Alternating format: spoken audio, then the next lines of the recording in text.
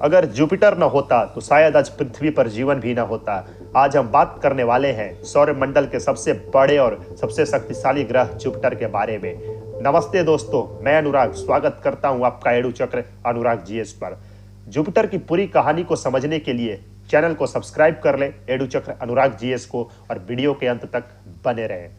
Jupiter इतना बड़ा है कि 1300 से ज्यादा अर्थ इसके अंदर आ सकते हैं और इसके आसपास घूमते रहते हैं 50 से भी ज्यादा चांद। हम अंदाजा लगा सकते हैं कि हमारी पृथ्वी खुद में एक बड़ी ग्रह है, लेकिन पृथ्वी जैसी ग्रह जुपिटर में 1300 से ज्यादा फिट हो सकती है। पर सवाल ये है कि जुपिटर इतना खास क्यों है? वो ऐसी क्या चीजें हैं जो जुपिटर को खास बनाती है? यदि हम इस ग्रह के परिचय की बात करें तो जुपिटर सूर्य से 5वां ग्रह है। यह 5वां स्थान पर आता है और ये एक गैस जायंट है। मतलब यहाँ जमीन नहीं है, सिर्फ गैस और एनर्जी का साम्राज्य है। इसका साइज इतना बड़ा है कि बाकी सभी ग्रह मिलकर भी जुपिटर से छोटा पड़ जाए। यदि हम सोलर सिस्टम के पूरे ग्रह को एक साथ इकट्ठा करें तो भी वो इतना बड़ा नहीं बन सकता जितना कि जुपिटर का साइज है। जुपिटर सोलर सिस्टम का सबसे बड़ा और सबसे शक्तिशाली ग्रह में से एक है। दोस्तों, जुपिटर के तस्वीर में हमने एक चीज जरूर केयर किया होगा, वो ये है red spot. Great red spot एक 300 साल पुराना तूफान। जुपिटर पर एक ऐसा तूफान है जो 300 साल से ज्यादा टाइम से चल रहा है। इसे कहते हैं great red spot. Great red spot यदि हम ध्यान देते हैं तो जुपिटर के जस्ट नीचे एक रेड कलर का जो है तूफान जैसा कुछ दिखता है, वही है जो कि 300 साल से यह चल रहा है जुपिटर में। ये बहुत ही भयावह और बहुत ही आप ये अंदाजा लगा सकते हैं कि इतना रफ्तार से चल रहा है कि इस पूरे तूफान का साइज की यदि हम बात करें तो हमारी पृथ्वी, इसमें 2 पृथ्वी आ सकती है। ये तूफान इतना बड़ा है कि 2 पृथ्वी इसके अंदर समा सकती है बिल्कुल भी आसानी से, ऐसा वैज्ञानिक का मानना है। और इसकी स्पीड की बात करें तो 400 किलोमीटर प्रति घंटे से भी ज्यादा रफ्तार से यह तूफान चल रहा है पिछले 300 सालों से। जुपिटर, जिसे पृथ्वी का रक्षक भी कहते हैं, यहाँ सबसे इंटरेस्टिंग बात आती है, जुपिटर को कहते हैं अर्थ का बॉडीगार्ड। इसकी मैसिव ग्रेविटी स्पेस से आने वाले एस्टेरॉइड्स और मीटर्स को अपनी तरफ खींच लेती है, जिस तरह से अपने आप को और हमारी पृथ्वी को सबसे ज़्यादा बचाने में इसका योगदान होता है।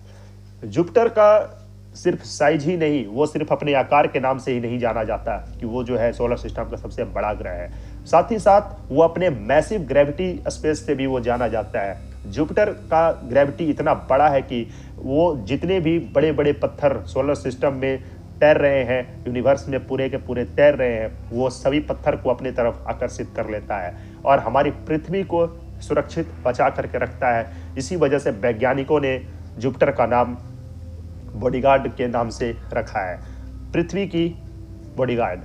जुपिटर के चांद की यदि हम बात करें, जिसे मिनी सोलर सिस्टम भी कहते हैं, जुपिटर के 4 सबसे फेमस चांद हैं, वो है LO। सबसे ज़्यादा वोल्केनो वाला मून यहीं पर है। सबसे ज़्यादा वोल्केनो यदि किसी चांद पर होता है तो वो है जुपिटर का चांद, जिसे LO कहते हैं। दूसरा है यूरोपा, जिसके नीचे पानी का ओशियन हो सकता है। और तीसरा है गैनीमेड, जिसे पूरे सोलर सिस्टम का सबसे बड़ा मून कहा जाता है। और लास्ट चौथा जो है कैलिस्टो। यूरोपा पर साइंटिस्ट मानते हैं कि जीवन होने के चांसेस हो सकते हैं भविष्य में। ऐसा वैज्ञानिक का मानना है कि सोलर सिस्टम का जो ये यूरोपा चांद है, जो कि जुपिटर में है, जुपिटर का जो चांद यूरोपा है, इस पे ऐसा संभावना है कि यदि इसके नीचे ओशियन है, पानी का है प्रेजेंट, तो हो सकता है कि भविष्य में जीवन यहाँ पे संभावना जरूर होगी, ऐसा हमारे वैज्ञानिकों का मानना है। इसी के साथ हम बात करें नासा एंड फ्यूचर मिशन की, जो कि जुपिटर से रिलेटेड है, तो वो है नासा का जूनो मिशन। जुपिटर के राज खोल रहा है और फ्यूचर में और मिशन जुपिटर के मून्स पर भेजे जाएंगे। क्या पता जिंदगी का सबूत वहीं मिल जाए। वो साल है 1972, मिशन 1, जिसे पायनियर 10 के नाम से जाना जाता है। 1972 में अमेरिका की स्पेस एजेंसी नासा ने भेजा, जिसका नाम पायनियर 10 था। वो लॉन्च होता है 1972 में, जो कि जुपिटर फ्लाई बाई 1973, और इसका काम था जुपिटर की पहली क्लोज इमेजेस को लेना और रेडिएशन बेल्ट का अंदाज़ा लगाना। जो कि जुपिटर के आसपास रेडिएशन बेल्ट होते हैं, उसका अंदाज़ा इसी मिशन से पता चला था। जुपिटर के मैसिव मैग्नेटिक फील्ड की जानकारी इसी मिशन से पता चला था हमारे वैज्ञानिकों को। चौंकाने वाली बात दोस्तों ये है कि पायनियर 10 पहला ऐसा स्पेसक्राफ्ट था जो एस्टेरॉयड बेल्ट को क्रॉस करके जुपिटर तक पहुंचा था। ऐसे बहुत सारे स्पेसक्राफ्ट को भेजा गया था, लेकिन वो एस्टेरॉयड बेल्ट के अंदर ही सिमट कर रह जाते थे। लेकिन पायनियर 10 ऐसा पहला स्पेसक्राफ्ट बना जो कि एस्टेरॉयड बेल्ट को क्रॉस किया और जुपिटर तक जा कर के पहुंचा और हमारे पास, हमारी पृथ्वी तक जानकारियां भेजता रहा। ठीक अगले साल मिशन 2 की बारी आती है, पायनियर 11 1973। पायनियर 10 के बाद नासा ने भेजा पायनियर 11, जिसकी लॉन्चिंग होती है 1973 में। इसे जुपिटर इनकाउंटर भी कहते हैं 1974 में। इसकी खास खोज ये है कि जुपिटर के पोल्स के डाटा, रेडिएशन का एग्जैक्ट मेजरमेंट और जुपिटर का मास और ग्रेविटी का अंदाज़ा लगाना। ये जो है जुपिटर पे भेजे जाने दूसरा मिशन जो कि 1973 में लॉन्च किया गया था। इस मिशन से हमें जानकारी मिली कि इसी मिशन से फ्यूचर मिशंस के लिए रास्ता क्लियर किया गया। वैज्ञानिकों का ऐसा कहना है कि जो कि पायनियर 11 को जब भेजा गया था, उसी वक्त जो है अंदाज़ा लगाया गया था कि भविष्य में भी मिशन को भेज सकते हैं या फिर नहीं भेज सकते हैं।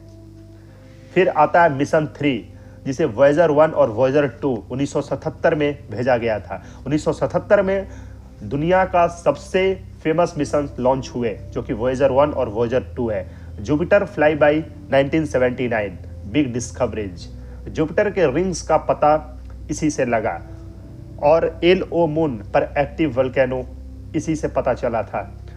जैसा कि अभी मैंने बताया था, जुपिटर के एक चांद पर वोल्केनो है जो कि एक्टिव वोल्केनो है, वो इसी से पता चला था। प्रोब 1, प्रोब 2 जब वो 1977 में वो भेजा था और वो 1979 में वो जुपिटर से वो फ्लाई किया था। यूरोपा और गैनीमेड और कैलिस्टो का डिटेल्ड स्टडी इसी से मिलता है। एक फैक्ट यहाँ पे दोस्तों ये पता चलता है कि वॉयेजर मिशंस ने पहली बार बताया कि जुपिटर जो है एक डेड प्लेनेट नहीं बल्कि बहुत ही एक्टिव सिस्टम है यहाँ पर। ऐसा दूर से अंदाज़ा लगाने से लोग जो है उस वक्त कहते थे कि जुपिटर जो है एक स्थिर है, वो जो है किसी भी तरह से एक्टिव नहीं है। लेकिन ये जाता है मिशन और पता लगा करके हम इंसानों को बताता है, पृथ्वी तक ये खबर भेजता है कि जुपिटर जो है डेड प्लेनेट नहीं है, ये बहुत ज़्यादा एक्टिव सिस्टम है। इसी के साथ मिशन 4, जिसका नाम था गैलीलियो, 1989 गेम चेंजर मिशन इसे कहा जाता है।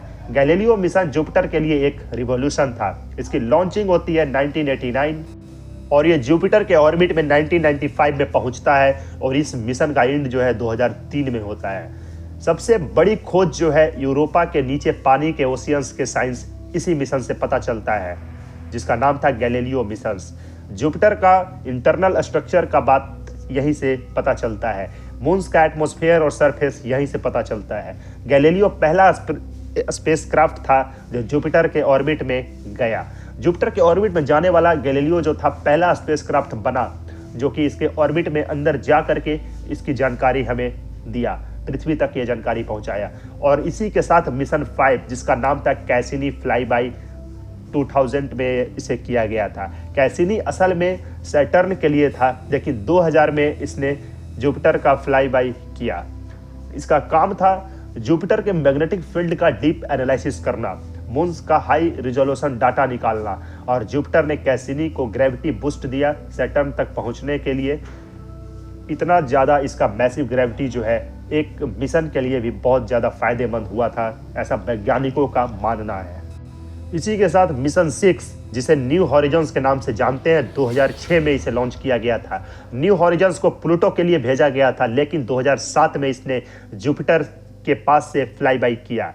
इसके जो यूज किए गए थे जुपिटर की वेदर सिस्टम को स्टडी करना, क्योंकि दोस्तों यदि किसी भी ग्रह पर यदि कोई मिशन को भेजा जाता है तो वैज्ञानिकों का कहीं ना कहीं एक मिशन ये भी होता है कि वहाँ के वेदर को स्टडी करो, वेदर सिस्टम को स्टडी करो। और मून्स की न्यू इमेजेस यही जो है मिशन लाया था। ग्रेविटी असिस्ट, जुपिटर बिना न्यू हॉरिजॉन्स के प्लूटो तक पहुंचना मुश्किल था। इसी के साथ मिशन 7, जो कि बहुत ही फेमस मिशन है, जूनो 2011। जिसे मोस्ट इंपॉर्टेंट मिशन भी कहा जाता है। 2011 में नासा ने लॉन्च किया जूनो मिशन, जो जुपिटर ऑर्बिट के 2016 में गया और ये प्रेजेंट है अभी भी वहाँ पर। इसके मेन ऑब्जेक्टिव जो है जुपिटर के कोर का राज, डीप एटमॉस्फेयर स्टडी, मैग्नेटिक और ग्रेविटी फील्ड, बिग डिस्कवरीज में है इस मिशन द्वारा, जो कि है जुपिटर का कोर सॉलिड नहीं है, पार्शियली लिक्विड है ये।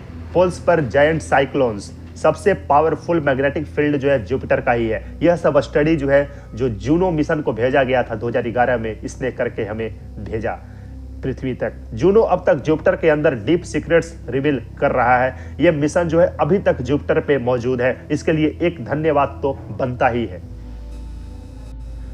इसी के साथ 1972 से लेकर आज तक जुपिटर ने इंसान को यह सिखाया कि हम इस यूनिवर्स में बहुत छोटे हैं, लेकिन हमारी सोच बहुत बड़ी है। जुपिटर सिर्फ एक प्लेनेट नहीं, ये हमारे सोलर सिस्टम का गार्जियन और मिस्ट्री बॉक्स है। तो दोस्तों, वीडियो का अंत होता है। अगर आपको ऐसी जीएस प्लस साइंस डॉक्यूमेंट्रीज पसंद है तो चैनल को सब्सक्राइब करें और कमेंट में लिखिए आपको कौन सा जुपिटर मिशन सबसे इंटरेस्टिंग लगा। एडू चक्र अनुराग जीएस को फॉलो करना ना भूलें। Thank you so much.